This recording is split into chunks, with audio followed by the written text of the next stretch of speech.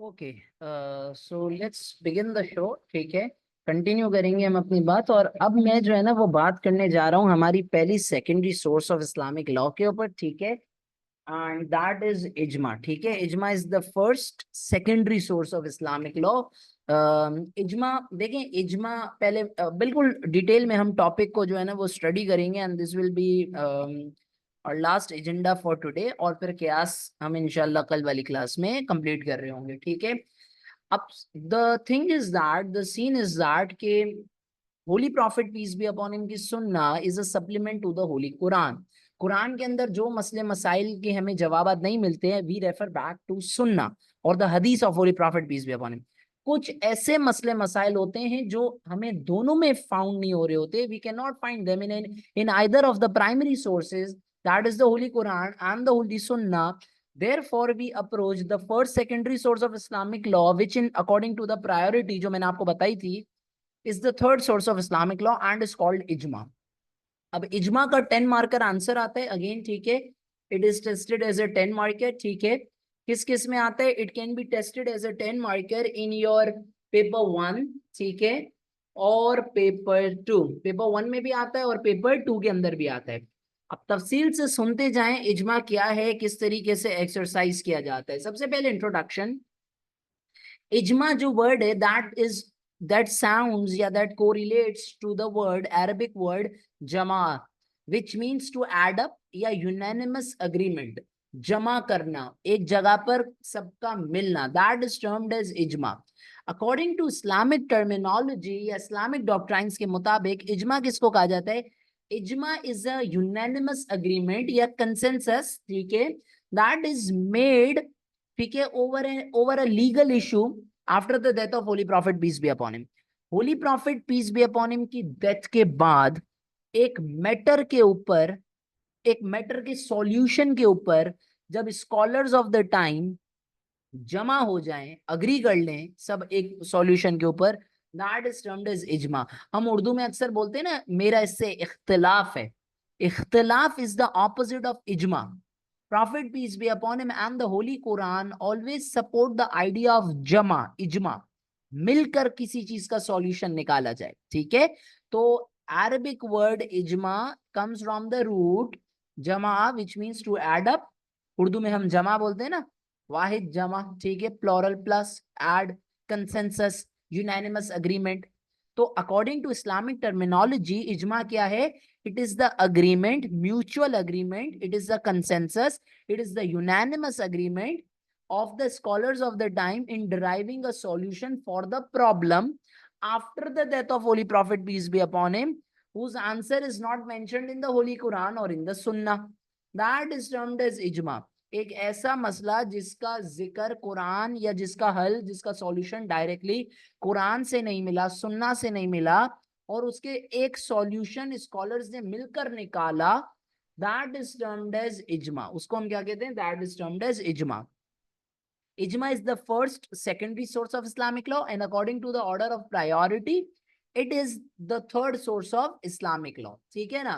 अच्छा, अब स्कॉलर्स का अलग अलग ख्याल है। सम ऑफ द स्कॉलर्स, कुछ मुफस्सरीन का ये ख्याल है, इजमा किसका एक्सेप्ट किया जाना चाहिए? आप, मैं और 10 लोग और मिलकर, 50 लोग और मिलकर, 100 लोग और मिलकर एक इस्लामिक लीगल प्रॉब्लम का हल निकालें, तो क्या हम उसको इजमा कह देंगे? नहीं। इजमा by definition can either be done by the scholars of the time, by the सहाबा of the holy prophet peace be upon him, या फिर द रेजिडेंट्स ऑफ मदीना। आई बात समझ में? तो इस इजमा किसका एक्सेप्ट किया जाएगा? अगर मिसाल के तौर पे पीडीआई के लोगों ने किसी चीज के ऊपर इजमा कर दिया तो उसका एक्सेप्टेबल होगा इजमा? नहीं। अभी थोड़ी देर बाद हम इसको डिटेल में भी पढ़ेंगे कि there are certain conditions which make the इजमा वैलिड, यानी इजमा की वैलिडिटी, उसके बारे में भी हम बात करेंगे। But for now what you need to keep in your minds is that कि इजमा comes from the Arabic root जमा, which means consensus, mutual agreement, unanimous agreement. इजमा किसको कहा जाता है? एक मसले का, ऐसे मसले का हल निकालना, प्रॉफिट की डेथ के बाद कोई ऐसा मसला जिसका आप हल निकाल रहे हो, जिसका जिक्र डायरेक्टली कुरान और जिसका जिक्र जो है ना वो सुन्ना के अंदर मौजूद नहीं, दैट इज टर्म्ड एज इजमा। यहां तक बात समझ में आई? तो इसको हम कहते हैं इजमा। अच्छा, अब इजमा किसका एक्सेप्ट किया जाना चाहिए, it's a matter of debate. कुछ स्कॉलर्स ये कहते हैं कि इजमा should be accepted only of the companion साहबी रसूल। कुछ ऐसा कहते हैं कि इजमा should be accepted of the residents of Medina, और कुछ ऐसा कहते हैं कि इजमा should be accepted which is done by the scholars of the time. ये इजमा की अलग अलग डेफिनेशंस हैं, ठीक है। अच्छा, अब अगली चीज जो हमें अंडरस्टैंड करनी है वो ये करनी है कि सर आपने ये समझा दिया कि एक मसले का, एक ऐसा मसला जो prophet peace be upon him की डेथ के बाद अराइज हुआ, जिसका जिक्र या जिसका सॉल्यूशन डायरेक्टली हमें कुरान और सुन्ना या हदीस से नहीं मिलता है, तो उसके लिए हम स्कॉलर्स ऑफ द टाइम मिलकर आपस में बैठकर उस लीगल प्रॉब्लम का हल निकालते हैं। लीगल प्रॉब्लम का क्या मतलब है, उसका रिलेशन रिलीजियस डॉक्ट्रिन से होना चाहिए, रिलीजियस कानून से होना चाहिए। अब मिसाल के तौर पे मैं शाम में चाय पीऊं नहीं पीऊं, इसके ऊपर इजमा करोगे? नहीं, इसके ऊपर इजमा एक्सेप्टेबल ही नहीं है, क्योंकि लीगल मैटर नहीं है, it's not a religious legal matter. तो अब क्या सीन है, अब सीन ये है कि आपने सर ये तो समझा दिया इजमा होता क्या है, सारी चीजें, अब इंट्रोडक्शन आपके क्लियर हो गई बात। अब जो आपने अगली चीज समझनी है वो ये समझनी है बेसिकली कि क्या कुरान और हदीस में हमें इजमा करने की परमिशन है। हमने ये सोर्स तो बना लिए, तो डेफिनेटली परमिशन तो होगी, बट किन अल्फाजों में, किस तरीके से? कुरान में देर इज अ वर्स, ठीक है, in the Quran which reads Atiullah व अतीउर रसूल व उलिल अम्री मिनकुम। अतीउल्लाह व अतीउर रसूल व उलिल अम्री मिनकुम, obey Allah and his prophet and obey those who have the authority amongst you, जो इलाही अमर के मालिक हैं। इसी तरीके से इफ यू रीड सूरे आई गेस सूरे इमरान, ठीक है, there is a verse which reads, जिसके अंदर अल्लाह ताला फरमाते हैं क्या, अल्लाह ताला फरमाते हैं hold fast to Allah's rope and don't be divided। Allah की रस्सी को मजबूती से थामे रखो और डिवाइडेड, अपने आप में बटो मत। इसी तरह if you move on to the sayings of the holy prophet peace be upon him, holy prophet peace be upon him की बहुत सारी सेइंग्स हैं। जैसे for example the most prominent one is here, and there are certain other verses as well जो आप reference के लिए इस्तेमाल कर सकते हो, ठीक है। My community will never agree upon an error. अब मिशकात, अब सुनान अबू दाऊद, सुनान इब्न माजा, तिरमिजी, कितनी किताबें उठा लो हदीस की, ये हदीस इतनी पॉपुलर हदीस है, ठीक है ना, ये इतनी मकबूल हदीस है कि आपको दसों जगह पर यह हदीस मिलती है। Prophet peace be upon him ने क्या फरमाया कि मेरी कम्युनिटी एक एरर के ऊपर कभी अग्री नहीं करेगी। इसी तरह prophet peace be upon him once said it is compulsory for you to follow the numerous body. जहां पर ज्यादा लोग जा रहे हो, आपके ऊपर ये इनकम्बेंट है, आपके ऊपर ये फर्ज बनता है कि आप भी फिर न्यूमरस बॉडी को फॉलो करें, ठीक है ना। इसी तरह prophet peace be upon him ने क्या फरमाया कि मेरी कम्युनिटी के ऊपर यदुल्लाह है, Allah's hand is over my community, यानी अल्लाह की ब्लेसिंग्स हैं। तो हम जब पूरी उम्मत मुस्लिमा जब एक चीज के ऊपर अग्री कर जाएगी, तो इसका मतलब ये है कि वो चीज गलत नहीं होगी। इतने सारे लोग कभी भी एक गलत चीज के ऊपर अग्री नहीं कर सकते। लिहाजा हमने ये देखा कि किस तरीके से कुरान एंड सुन्ना प्रोमोट करते हैं इजमा को। आई बात समझ में? अच्छा, in fact if you look at the holy prophet peace be upon him की खुद की सीरा, द लाइफ इन मक्का और and the life in Medina, holy prophet peace be upon him, हमें इजमा के अंदर क्या हो रहा है, सबको जमा किया जा रहा है, सबको एक पॉइंट पर लाने की कोशिश की जा रही है। तो if you look at the life of holy prophet peace be upon him, prophet himself promoted unity. जंगे ओहद अगर आपको याद हो, prophet peace be upon him ने उसमें यूथ की बात मानी थी। Yes or no? They wanted to fight outside Medina, so Prophet accepted that. Battle of Trench याद होगी आपको, सलमान फारसी का उसमें बचपन से सुनते हुए आ रहा है, ठीक है ना। सलमान फारसी का उसमें जिक्र आता है कि Salman the Persian gave Prophet peace be upon him a suggestion which was very liked, which was liked by all and it was liked by Prophet himself। ठीक है, तो प्रॉफिट हमेशा यूनिटी में यकीन रखते थे। ओके, नेक्स्ट चीज, next thing that we need to understand is that इजमा की वैलिडिटी। क्या चीज समझनी है? We need to understand conditions for the validity of इजमा। वो कौन कौन सी चीजें हैं जो इजमा को वैलिड रखती हैं, और कौन कौन सी चीजें हैं जो इजमा की वैलिडिटी खत्म कर देती हैं।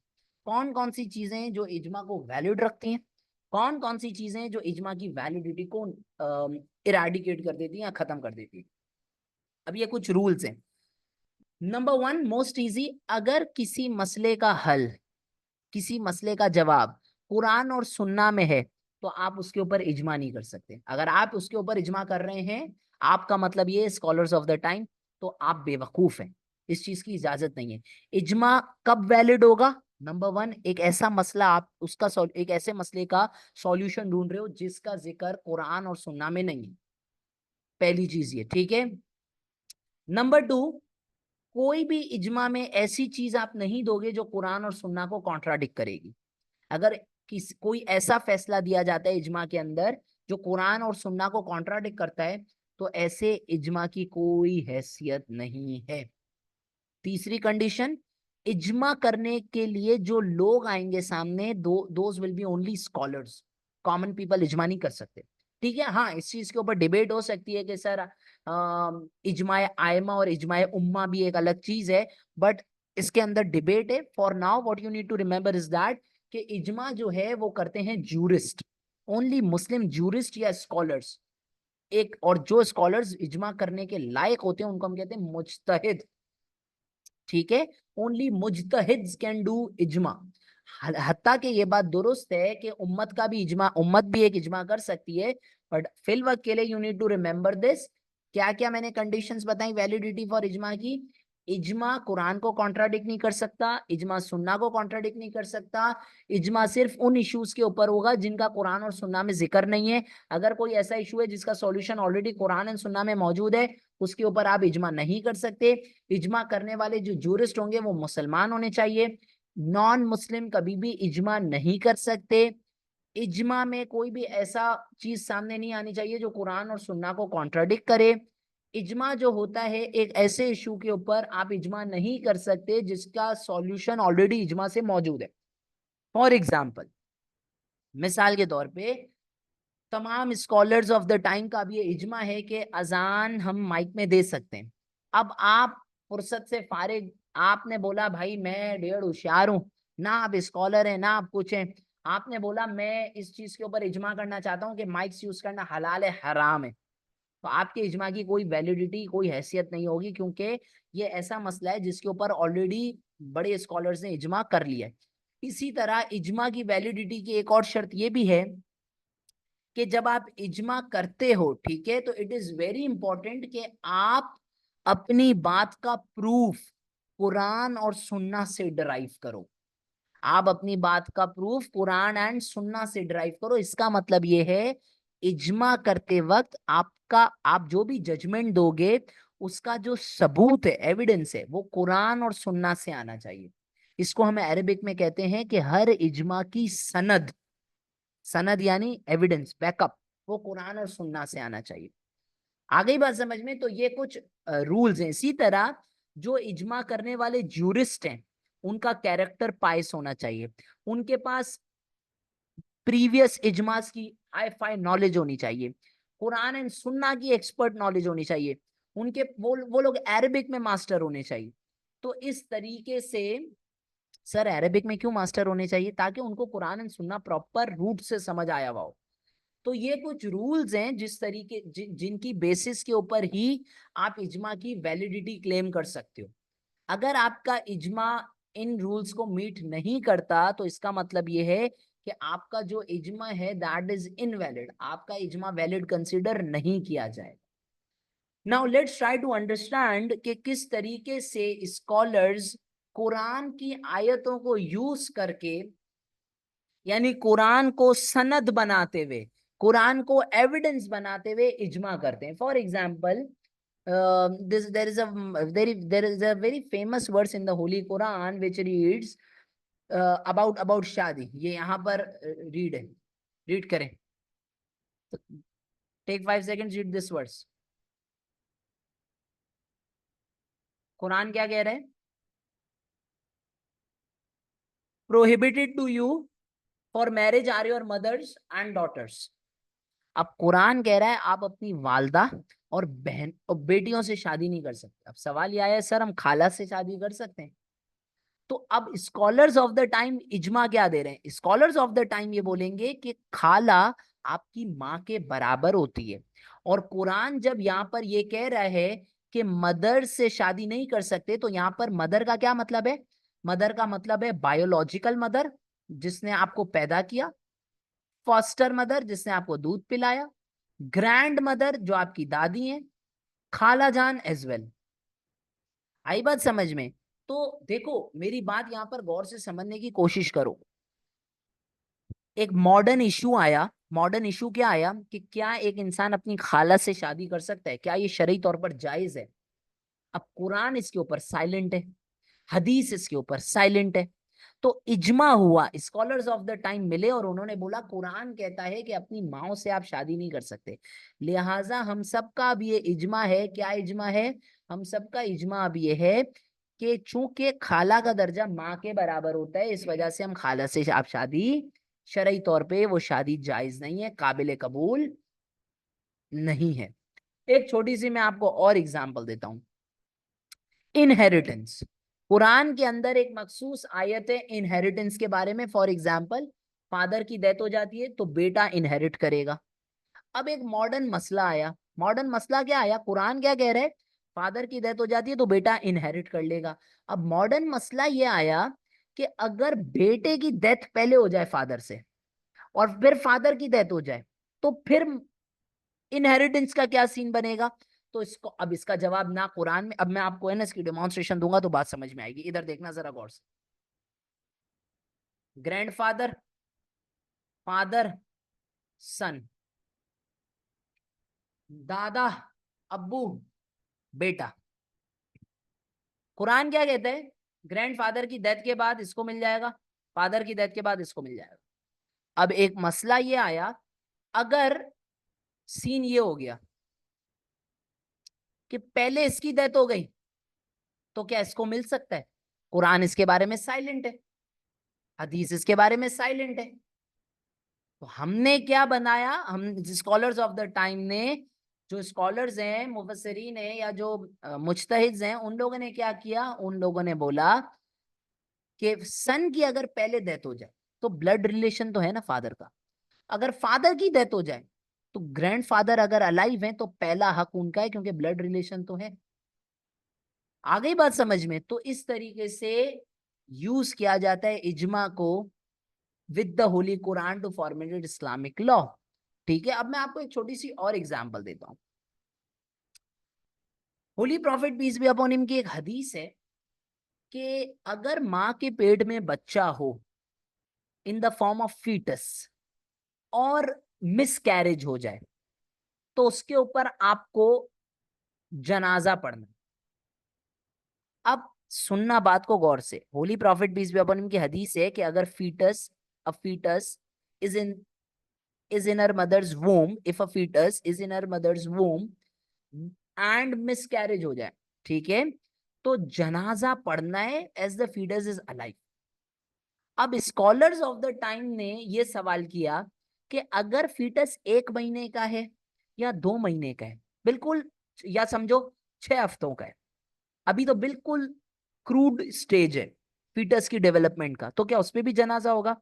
तो स्कॉलर्स ऑफ द टाइम ने हदीस को कैसे यूज किया? हदीस में पर्टिकुलर उसके अंदर सोल आ गई हो, अलाइव हो फीटस, उसकी लिम्स की मूवमेंट हो, तो स्कॉलर्स ऑफ द टाइम ने बोला कि भाई 4 महीने का फीटस अगर होगा, ठीक है, तो उसके अंदर मूवमेंट आ जाती है, जान आ जाती है। उससे कम का अगर फीटस है तो we don't need to offer the जनाजा। 2 हफ्तों का फीटस है तो जनाजा ऑफर करने की जरूरत नहीं है। तो इस तरीके से हदीसों को इस्तेमाल करके, हदीसों में कुछ जो ऐसे प्रॉब्लम्स हैं जिनका जिक्र ना कुरान में मिल रहा है ना हदीस में मिल रहा है, उसके ऊपर किया जाता है इजमा। ठीक है, ये वाली एग्जांपल जो मैंने आपको यहाँ पर दी। Prophet peace be upon him ने क्या कहा कि अगर एक मिस कैरेज होता है फीटस का और फीटस के अंदर मूवमेंट्स आ जाती हैं तो आप जनाजा ऑफर करो, जो मैं आपको समझा रहा था। स्कॉलर्स ने बोला व्हाट अबाउट अगर 2 हफ्ते का फीटस हो? तो इजमा ये किया गया कि चूंकि prophet peace be upon him ने फरमाया कि मूवमेंट्स आनी चाहिए, और मूवमेंट्स कब आती हैं? जब एटलीस्ट 4 महीने का हो।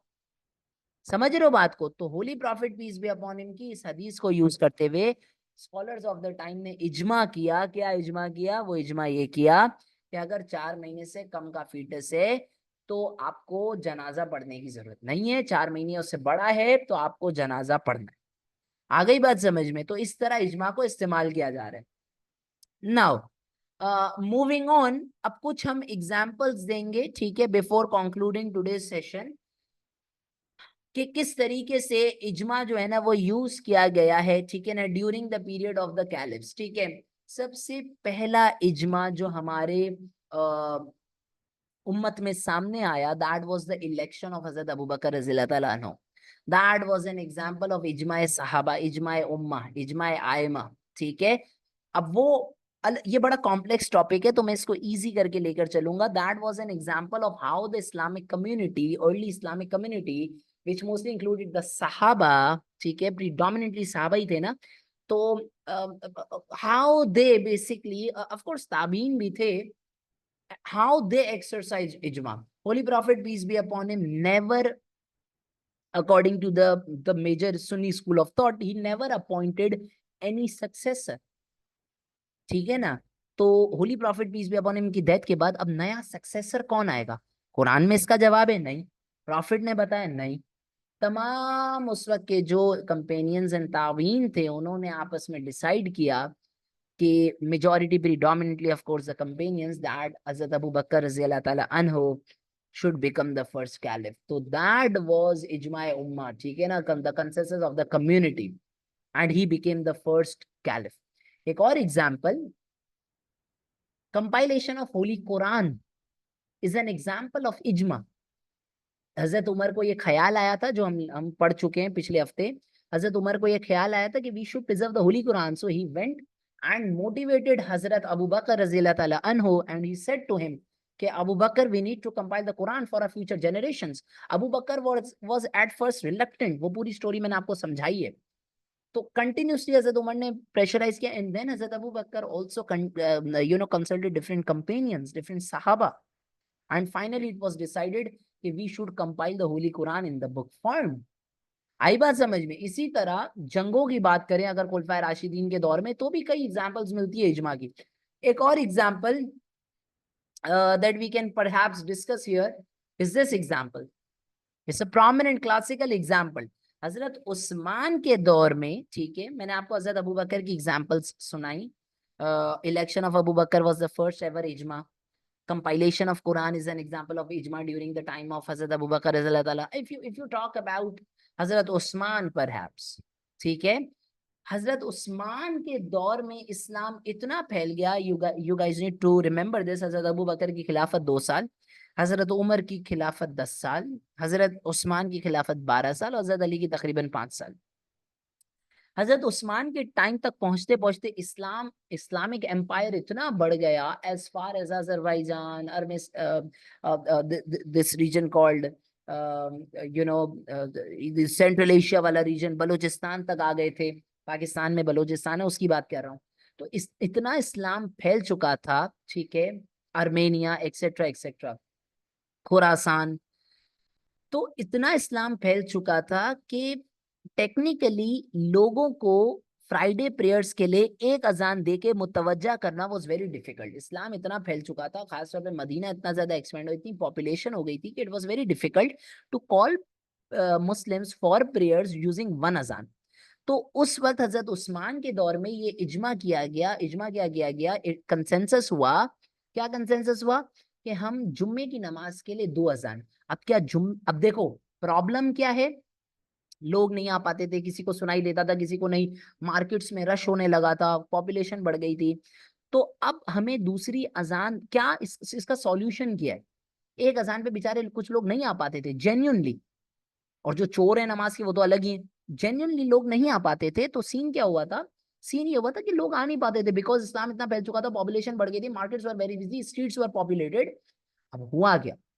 अब इस मसले का हल क्या निकालें? कुरान में मौजूद है? नहीं। सुन्ना में मौजूद है? नहीं।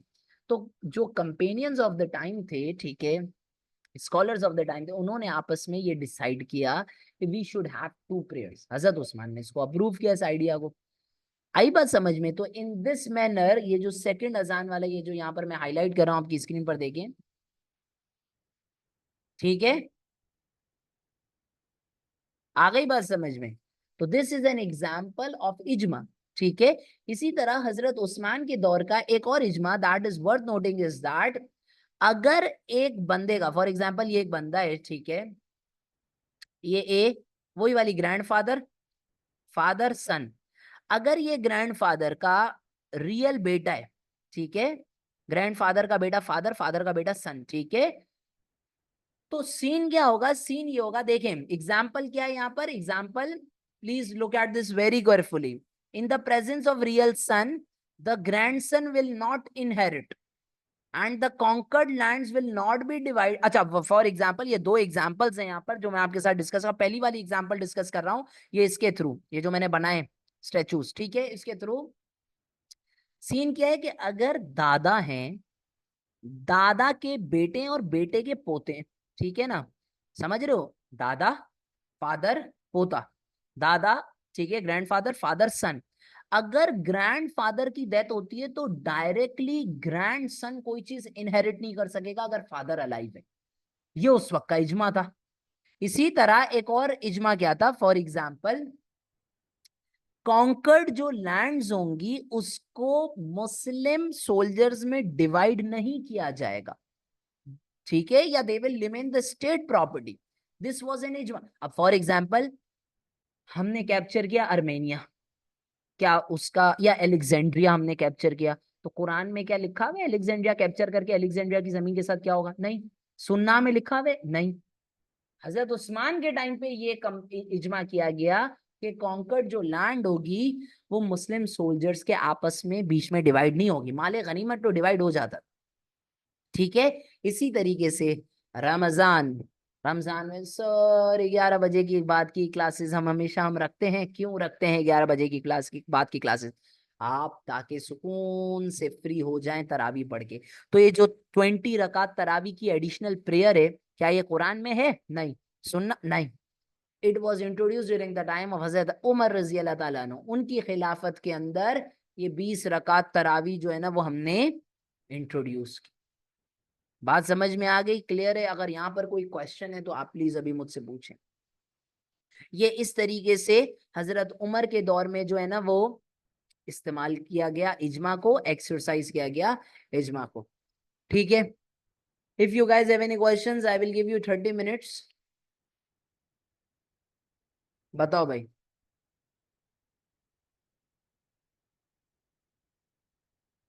बोलो। I will look into the chat. If you guys have any questions, ask me now. Otherwise, we'll stop here. ठीक है, I guess more less clear है चीजें सबको, ठीक।